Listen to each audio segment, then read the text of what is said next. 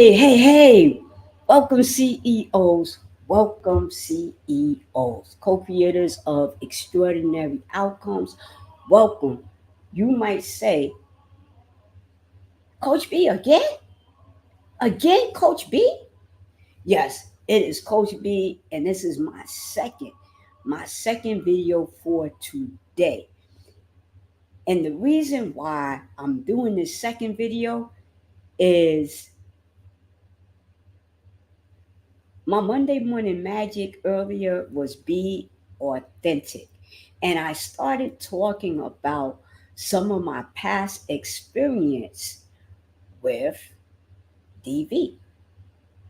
And as I'm looking at current events, I'm seeing this video that CNN put out with Sean Diddy Combs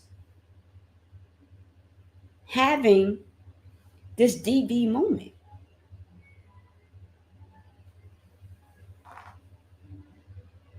Just want to take a moment of silence out right now. Want to take a moment of silence out for anybody who has experienced DV.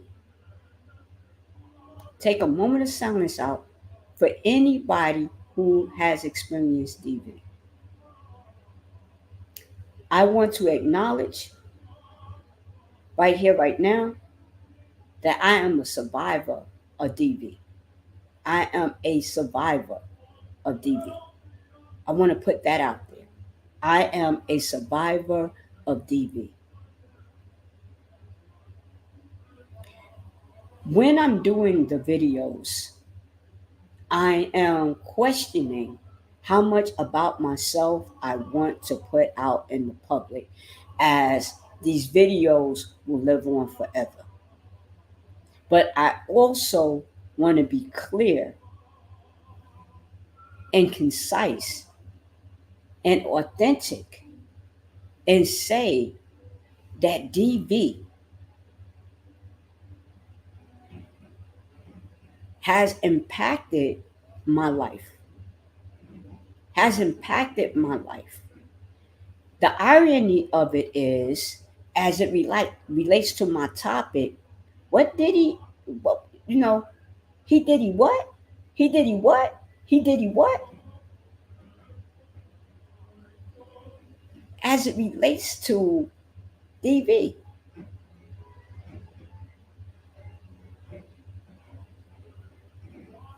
They say that, and when I say they, I mean the statistics. The statistics say that every 20 minutes, someone somewhere is experiencing DV by someone who says they love them. Every 20 minutes, a person is impacted by DV by someone who says they love them. I would be remiss if I did not say that this is Mental Health Awareness Month. Mental Health Awareness Month. Some individuals have PTSD as a direct result of DV. If you don't know what PTSD is, it's post traumatic stress disorder. Some people will experience post traumatic stress disorder as a direct result of DV. The statistics say that 10 million people are impacted by DV in the United States every year. Let me say that again.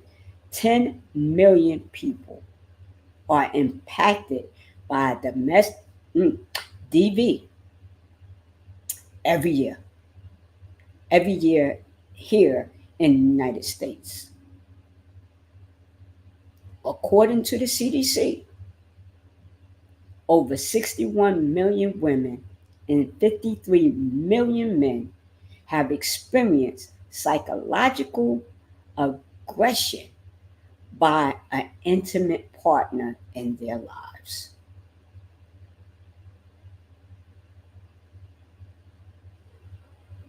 In their lives. And that is a part of my story that I'm going to share with you today. DV had been a major part of my life for some time until I went and sought professional help. The odd thing about DV is that it could be a man to a woman to a man to a man, a woman to a woman, depending on people's sexual orientations. I would like to tell you that I've experienced DV by both men and women. By both men and women. And I'm going to tell you what was the psychological difference between the man and the woman, how it was dealt with, how it was accepted, and what was the impact for me later on. But first, let's talk about what DV is. So, DV can be physical, verbal, financial, or sexual. What causes DV? Power and control, someone being under the influence of a substance, lack of emotional intelligence, former victim of DV, learned behavior, financial instability. These are some of the reasons for DV. Now, to tell you a little bit about my story without getting into too much details. And I said that I would explain the difference between a man and a woman, how it was met, how it was dealt with. And I'm going to start with the men first. In those relationships, notice I said relationships because it happened more than once. I had a misunderstanding of what love was. I thought if it was rough, it was right. You know, that concept of tough love. That concept of tough love. So I was in a relationship and I thought at the time that the person loved me and that I must be doing something wrong to cause the person to react like that. See, growing up, women were supposed to stay in their place and follow the direction blindly of their male counterparts. You weren't supposed to have an idea, talk back, have a concept, anything. Just follow their lead. And if they had a rough day, the job of the woman was to what? To be there for the guy and take some of the weight of the world off of their shoulders. So some of it was verbal, being called out of my name. You know, and I would just kind of, somebody's watching, thank you for your support. And by the way, if you're on Facebook, hit the link and leave a comment. And if you're on YouTube and you want to come up and join this conversation, there's a StreamYard link in YouTube, and you can hit that link and that invite and come on up. Well, anyway, it started off verbal. It started off verbal, calling me out of my name, the yelling, the screaming, the frustration. And I would what? Just wash it away. Oh, they're upset, they're tired, they're frustrated, they had a long, hard day. I would kind of dismiss their actions. And then, as I said, I thought maybe I was the cause of it because I would hear stuff like, well, you made me do this. Well, if you didn't do that, I wouldn't react that way. And for a long time, I actually believed what the person was saying was true. I actually believed that what the person was saying was true. So, again, on YouTube, there's a link right here. It's in the YouTube description. If you want to come up and be a part of the video, please, the conversation, please come on up. That this is the link that you hit in the YouTube description, and I'll see you and I'll bring you up as long as you're on camera, as long as you're decent, and as long as you're in the right state of mind, I will bring you up. So again, so some things were said, some things were done. And then the verbal went physical. It went physical. It started with little shoves here and there. And then it escalated into other things. Like I said, I don't want to get too graphic, but you get what I'm saying. And at the time, I was like, of course, I'm going to protect myself. But I can remember feeling physically and emotionally diminished and in conflict at the same time. I was like, I love this person. I care about this person. I really want a family. I really want to work this thing out. I need to stay. I need to figure it out. I need to have an answer. So at the time, it was more important for me to stay and endure it because of the need of wanting to have a family. I didn't want my children to come from a broken home. So I stayed in this relationship and I underwent some things. I underwent some things.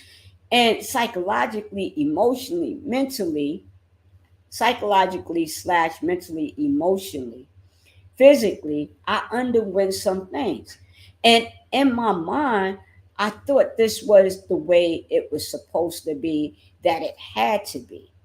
The other piece was I was embarrassed. I was ashamed to talk about what I was going through because the conflict of loving somebody, having a desire to have something bigger than yourself, hence the family, was at the core of me staying. At the core of me staying. Well, if I love you, we're going to go through the good times, the bad times. We're going to go through it. We're going to be as thick as thieves. We're going to go through it together. And then later on, some things had changed. Obviously, some things had changed in my life. And so now I'm dealing with my significant other, a young lady. And there's similarities. The verbal, wanting to be physical. And I'm like, wait a minute. This is not something that I do. I'm not into this physical thing. This is not something that I want to do. But I need to protect myself. I need to protect myself. And ironically, again, this thought of, well, I love you, and it would be wrong for me to leave. I love you. And we're going to figure this out. We're going to figure it out. We're going to work it out. As I said, it started verbally and then it slowly escalated into physical. It started verbally, then it escalated into physical. For some people, the physical comes before the physical and the verbal are almost simultaneous. In my case, it was verbal for a while, and then it led into the physical. My rationalization at the time was, this is what I thought a relationship was, for a few reasons. One, that's all I saw. I saw the hostility inside of relationships. I saw men dominating women. I saw women with the mindset of, well, as long as he comes home at night and he gives me money for the bill, then you know what? He must really love me. This is what I witnessed. So this is what I thought was acceptable. Was acceptable. He what? He what? So we're watching this video from CNN of this guy running down the hall in a towel.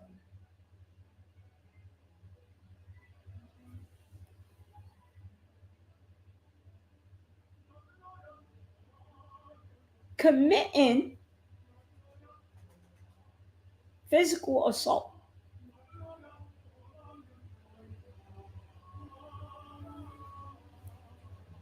Now, when you look at the video, you can tell that this person wanted out of the situation and was being forced and dragged back into this situation. I can't imagine what Cassie went through. I can't imagine what she went through. I know what I went through. I know that when I got professional help and I spoke with the person and I said, but how can I still love somebody that's hurting me so badly? And the response was, one thing had nothing to do with the other.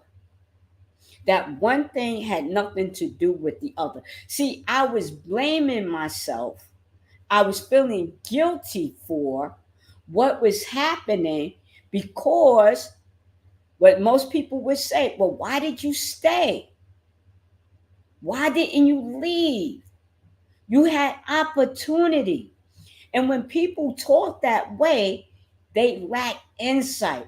What they may not understand is that sometimes when people love someone or they have a perception of what love is, we are taught to stay in relationships and work it out. Many of us have seen, witnessed, or heard of a friend, a family member, a co-worker go through these things that I'm talking about. And what happens is when you're in love or you love someone or you got a big picture, you don't want the family to be broken and you feel like you got to stick and stay no matter what, that emotional tie. And for some people, it is a spiritual tie because they think that they're going against the God of their understanding, that they have to stay. It's not until recently, in the last decade or two, that people have started to come around and say, listen, words harm people psychologically. See, I grew up in an era where they said sticks and stones may break my bones, but words would never harm you. So that's the era I grew up in. We know today, in psychology, that words hurt, that they leave a scar, an emotional or mental scar on an individual. So if someone is calling you out of your name, belittling you, berating you, they're leaving an emotional and what? Psychological scar. They're not putting this, they're not doing that. But what they're doing is wearing down the spirit. And so when a person is being worn down mentally and emotionally and spiritually, there's not enough energy to kind of combat what is happening.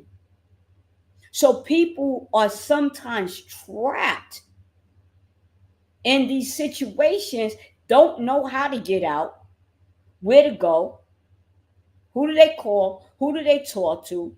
Who do they share this with? What if they are financially connected to the person is paying the bills, that they depend on that person? What if they have children and they don't want a broken home? They don't want the kids to be separated from the other parent. It could be the mother or the father. Because, like I said, DV, it doesn't matter the gender, it happens in all relationships. So, what if there's kids there? What if there's some financial responsibility, some financial ties? What if there's some emotional ties there? Sometimes breaking the ties is the hardest thing to do. So people always ask that question, well, why did they stay? They should have left. I wouldn't let nobody do X, Y, and Z to me. I would do X, Y, and Z. Well, let me tell you about that part. And I said I would tell you about two different ways things were handled. When it was woman to woman, it was almost laughed at. It wasn't taken seriously. It was not taken seriously. It was minimized. Oh, they just having a cat fight. They'll get through it. They'll get over it. No. This thing, DV, is dangerous. It's dangerous. And again, what's the mindset? Oh, I love the person. I want to stick and stay. And when I got the professional help, what the person said was this: listen, you loving somebody and what's actually happening is two different things. You are in conflict because of it. It is okay to love somebody and let them go. Let me say that one more time. It is okay to love somebody and let them go if your safety is in jeopardy. Again, this is Mental Health Awareness Month. Diddy what? Diddy what? He was in the hallway with a towel, chasing this young lady down the hall.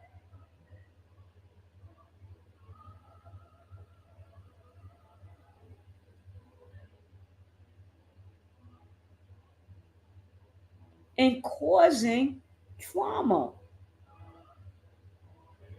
And causing trauma. So, over the last day or two, maybe, he puts out an apology. He's going to get some help. He's going to do this. He's going to do that. And what's the question? Everybody wants to know what took him so long. Is he apologizing because the video is out? Does he mean it? Did he apologize to the victim? Is he doing this to save his reputation? Is he really remorseful about what he did? So let me talk about that a little bit. I remember in these situations that I was telling you about, I would get the apology. Oh, I didn't mean it. I love you. It won't happen again. I don't know what came over me. And then it would be what? The makeup. The makeup. Something nice. So with Cassie, when she did her lawsuit, she said that. She said he would put her through all kinds of stuff. And then what would he do? Because he had the financial means, take her on a shopping spree. For those of us that aren't financially wealthy, what might it look like for us? It might look like, oh, they take you out to dinner, they buy you some flowers. They're showing some kind of remorse. They're sorry in the moment. And then what happens? 2 or 3 weeks later, maybe even 2 or 3 hours later in some cases, something will come up, something will arise, and the next thing you know, there's a pattern. The pattern of DV, the makeup, DV, the makeup, DV, the makeup, DV, the makeup, the pattern. But what's happening psychologically, the uncertainty, the mistrust, the ambivalence, stay or go. What do I do? Do I call the cops? If I call the cops, what are they going to do? If I call the police, what are they going to do? Are they going to take it serious? Are they going to do something with the individual? What do you do? So, what was I advised back then? I was advised to get what? A OOP. And if you don't know what an OOP is, it's an order of protection. Get an order of protection. This person can't do X, Y, and Z. But what happens when the person lives with you and the person is paying the bills? Are you going to keep them out of the home?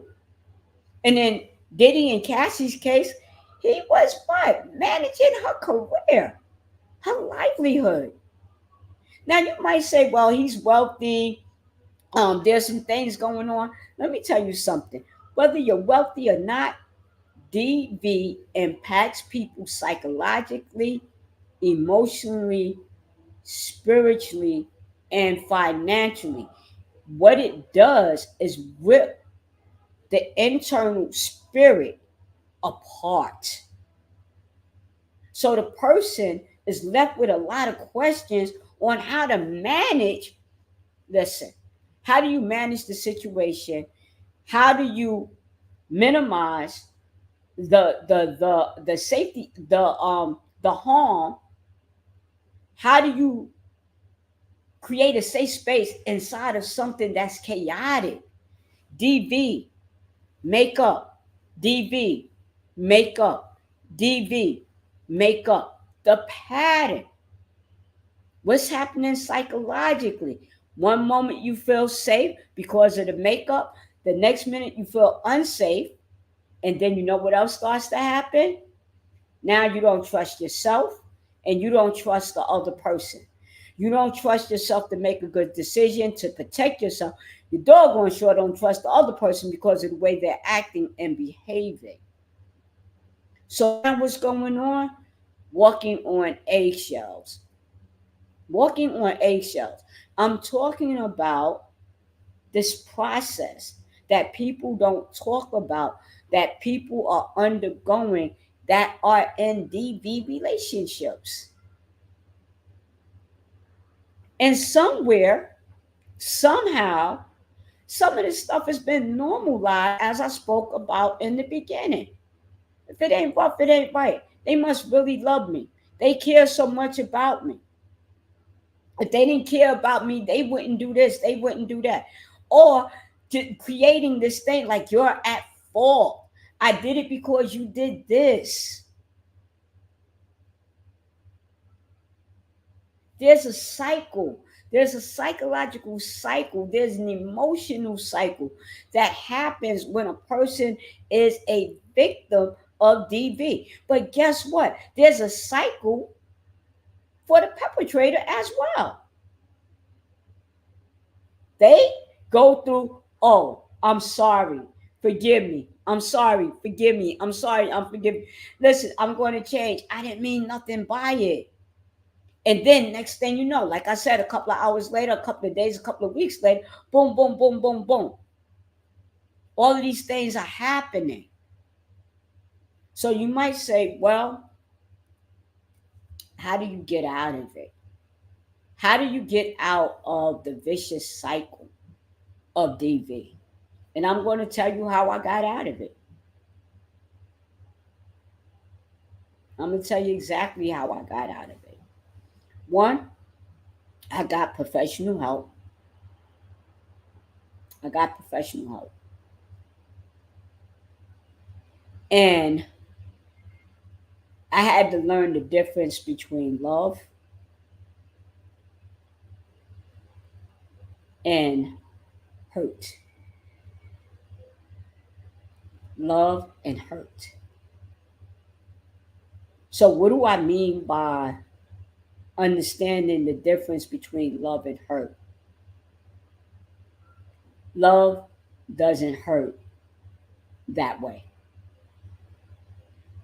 Where There are bumps and bruises, emotionally, psychologically, or physically. That's not love. That's not love. So I had to understand, and like I said, through professional help, I had to understand that my definition of what love is and what it looks like had to change. I needed to get some legal guidance, and I did. And I'll tell you, I'll talk a little bit about that as well. It was the hardest thing for me to do because, in my mind, and the way that we were taught, whatever happens in the house, you leave it in the house. How could you actually go get legal help against someone you love? Why are you involving the law enforcement inside of this? And what I learned was I'm not doing something against someone, I'm doing something for me. I am doing what? Protecting myself. And sometimes we need external resources to help us. So I got counseling, I got involved with law enforcement. I was able to change my ideology about what love was. I was able to look at how my upbringing played a part in it. And I'm not calling myself a victim of my circumstances. That's not what I'm doing. But what I am saying that is important is that I had to take a serious look at in my environment what was acceptable behavior and whether or not that was something that I wanted to keep. So, in my earlier video today, I talked a lot about how I grew up, what I witnessed, and what I saw. So, those are things that were everyday normal occurrences. Not only did I see it in my home, but I saw it in my neighborhood. I would hear about it on the playground. People would be talking about, yo, I did this and I did that to this person. Yo, if they do this and they do that, X, Y, and Z. So in the community, it was normal. It was normal in the house, it was normal in the community. So again, when I got professional help, I discovered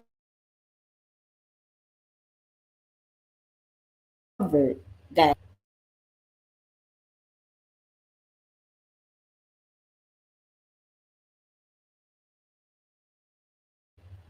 that it leaves scars. I'm sorry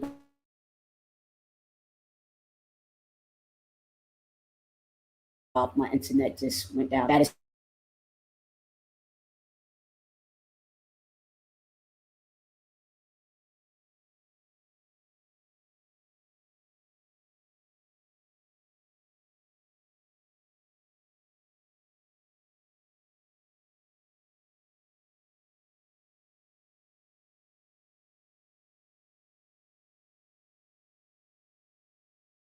learned that it was learned behavior, and I turned myself off camera. It seems like my bandwidth is slowing down, so I just wanted to make sure I had a way to back it up. But I learned that it was learned behavior, that it was unhealthy behavior, and that it was okay to let go. It was okay to say goodbye. It was okay to move on. It didn't mean that I didn't love and care for the person, but sometimes loving and caring for the person means that they need help too.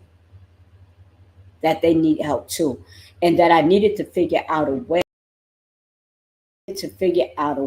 to take care of myself. I needed to find a way to take care of myself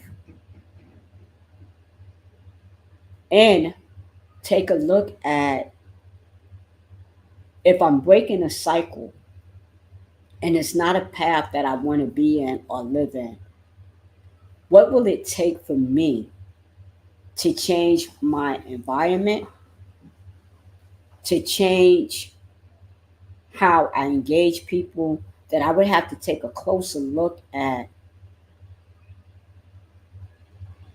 how I engage with people and how people engage with me.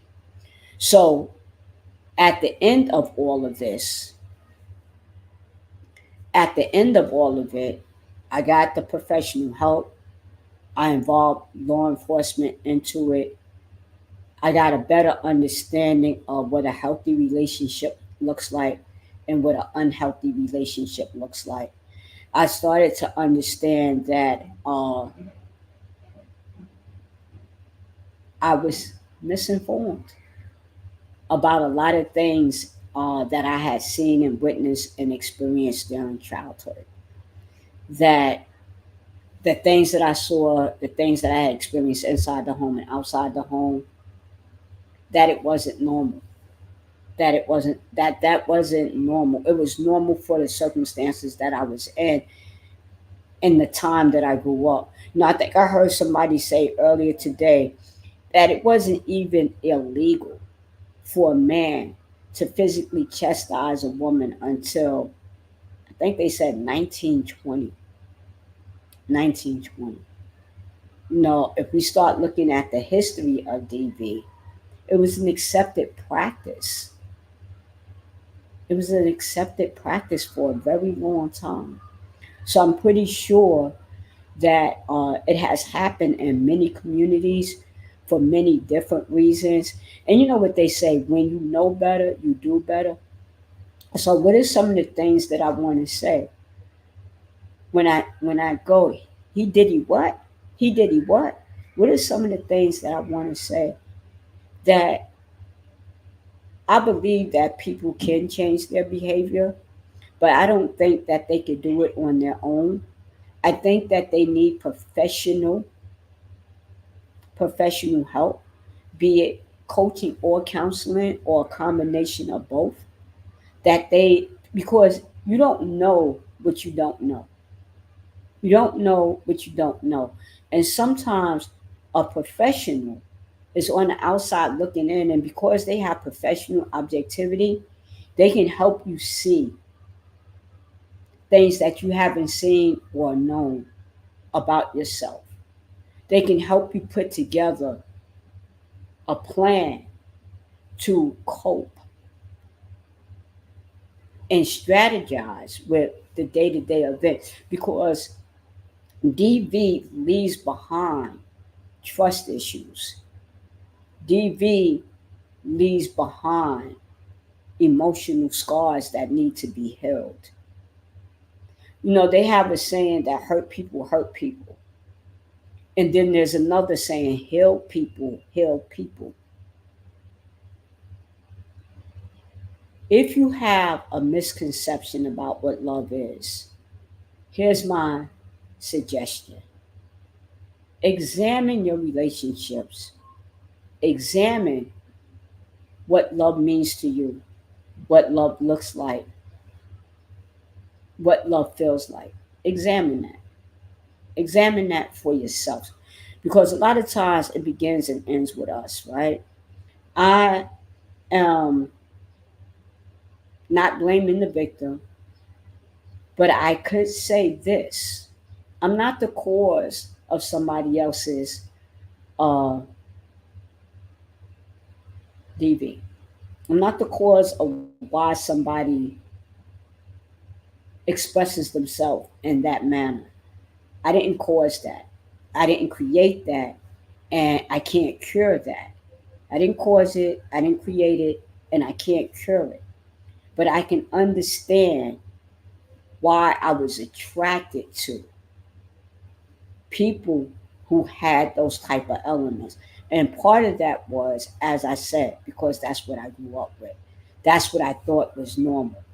Once I understood that that wasn't normal, that wasn't healthy, that was dangerous, it helped me to change my standards about what I want and who I want to be inside of a relationship. So if I notice that the person flies off the handle easily, That's a red flag for me. If I notice that they lack emotional intelligence, that's a flag for me. If I notice that they can't communicate well, that's a flag for me. And let me say this to you, there's more cases of DV that have gone unreported, unreported, because a lot of times people feel ashamed and guilty and have been taught not to involve law enforcement. So they undergo all the pain, the agony that comes with it by themselves because there's shame and guilt involved. And we as a society at times, not all the time, blame the victim.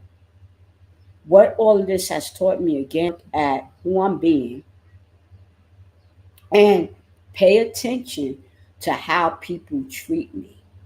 Pay attention to how people treat me. Watch their ways, watch their mannerisms. And when people are talking about their childhood experiences, ask them. Just ask them, how did your family deal with conflict? What did you witness? What did you observe? What were you, or what have you experienced as a direct result of that? And how much of that is translated into who you are right now? That is a very important question. A lot of times, we get into relationships, we talk about what we like, what we want. And sometimes people are telling us stuff about their childhood. And what can happen is we do something called trauma bonding. And so I'm going to fix you, you're going to fix me, we're going to heal together. But if that person has had PTSD, post traumatic stress disorder, due to adverse childhood experiences, what we call ACE, adverse childhood experiences, which is a questionnaire about what has happened to a person between uh, 1 and 18 years old. If people have experienced those things and they have not fundamentally gotten some type of help, chances are they're going to repeat the behavior. Chances are they're going to repeat the behavior. They're going to repeat what they saw because it's become indirectly and sometimes unbeknown to them, it has become who they are.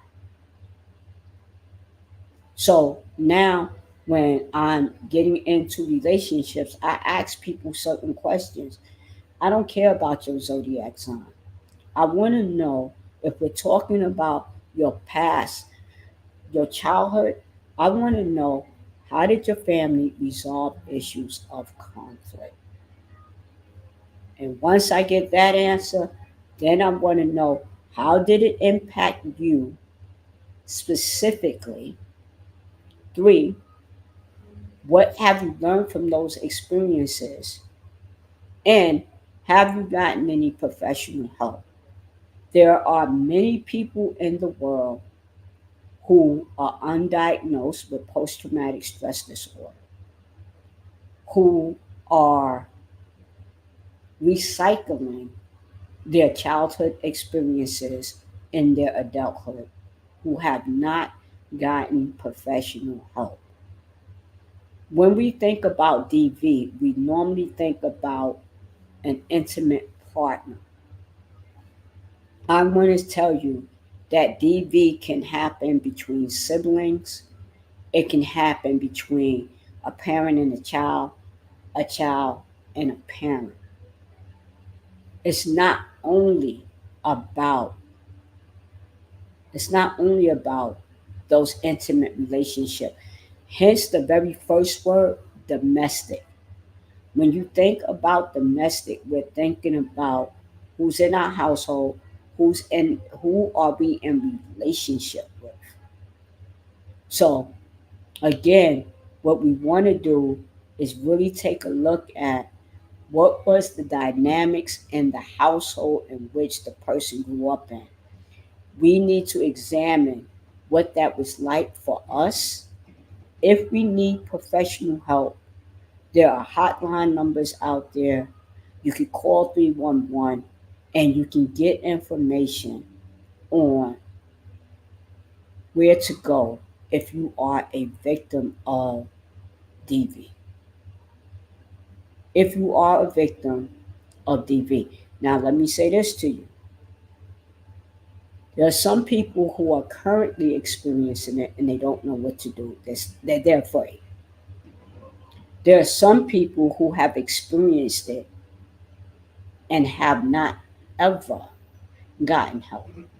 So they may not even know that they're still carrying the trauma from those relationships and bringing it into new and today's relationships with their children, with their significant other, with their family, and their friends. Again, there are many people who are undiagnosed who have experienced post traumatic stress disorder. See, when I got professional help, I didn't know that I had post traumatic stress disorder. I didn't know it until I got professional help, started talking about some things, and I was diagnosed with post traumatic stress disorder. It saved my life. I had not known for years that all of those things that I had experienced had impacted me in a way that impacted my quality of life. Once I got the diagnosis, I got some help. Like I said, I did what I needed to do legally. Then I learned how to ground myself when certain situations happen. I got a chance to take a look at my misconceptions about what I thought love was. I got a chance to change my standards and my values and my belief systems around it. And it changed my life for the better. And I'm not going to say that it was easy getting out of those situations. I'm not even going to say that it happened one time. Like I said, women, men, and women. And my ideology of when it happened with women, I didn't even think it was possible that two women can have a DV relationship. I didn't think it, neither did law enforcement think it. But I'm here to tell you that it doesn't matter who the other individual is. DV can happen in any relationship. So when we think about it, we're thinking physical, we're thinking verbal, we're thinking financial, we're thinking sexual.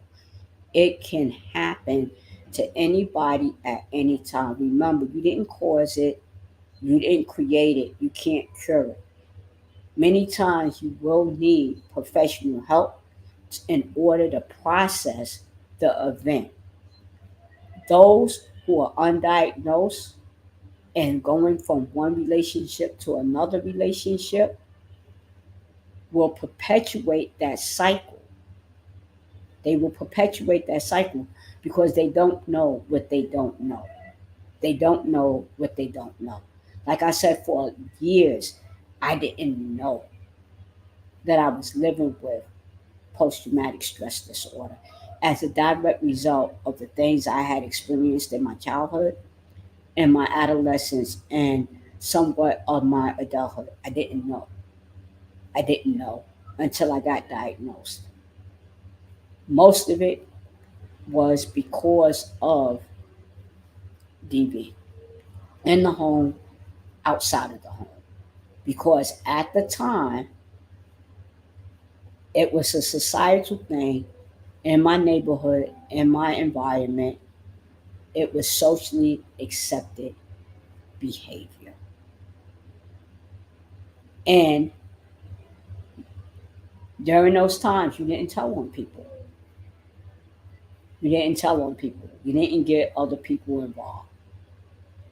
And so, years later, When I hear this Cassie story with P. Diddy, it brings up so much. It brings up so much in the sense of, as a community, we need to understand the signs and symptoms of domestic violence. We need to understand the signs and symptoms of DV. We need to call it out. We need to own it. We need to say, listen, it exists.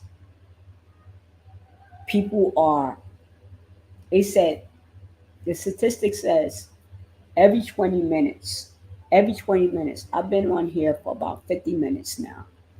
Every 20 minutes, that means two people since I've been here has experienced some form of DV. And those two people may or may not report it for a number of reasons. So when we go through our day and we think there's 24 hours in a day, 24 hours of the day, if you do three, if you do three, let me do my calculation. Right? You go 3 times 24. I want to make sure I got that right. 3 times 24. 24 hours in a day. Every 20 minutes, that's three people. There's about 72 people during the course of a day, and it doesn't sound like a lot. 72 people, that's here. What about all over the world, all over the continent? 72 people a day. If we add the 72 up times 365, the numbers are going to change. But just know that every 20 minutes, somebody is experiencing DV. It is an epidemic that we need to talk about more and more and more. DV contributes to mental health. Many people are either diagnosed or undiagnosed with PTSD, post traumatic stress disorder. And I'll tell you, when I first got diagnosed, I was like, what? I'm not a vet. I didn't serve in war. How can I have PTSD? And I want to tell you this, that is the number one misconception about PTSD. We think that is war related, like somebody serving in the armed forces. We know that PTSD comes from adverse childhood events. We have adults, we have children, we have adolescents who have PTSD. It comes from psychological, emotional harm. And it doesn't necessarily mean that you went and served in a war to be diagnosed with PTSD. DV is a contributor to post traumatic stress disorder. I'm going to say it one more time. DV is a contributor to post traumatic stress disorder. Children, adolescents, and adults can experience post traumatic stress disorder. It is not a diagnosis solely for vets.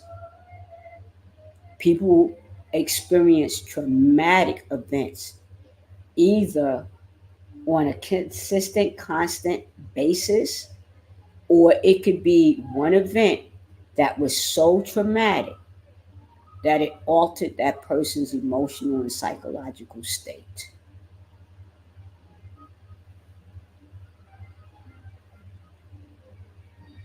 It's something for us to give some consideration to. What I would like for us to do is just take a moment of silence out for people who are victims, survivors, people that are not here with us because the DV was fatal. Because the DV was fatal. If you are experiencing DV, please get some help. There are safe houses, there are counselors, there are mental health specialists who are prepared and trained to assist you. You're not alone, you're not by yourself. Please, if you need some help, please reach out. Call 311 and ask for some help. Google, if you need to, the 1-800 number for DV victims. It is important that we break the cycle. It is important that we change the narrative. It is important that we break these societal misnomers that dominating people in any kind of way is constructive or healthy. It is not. It is not. Thank you for listening to me. Uh, Thank you for listening to me. I hope you got something out of this. Leave a comment, like, share, subscribe. See you later. Bye bye.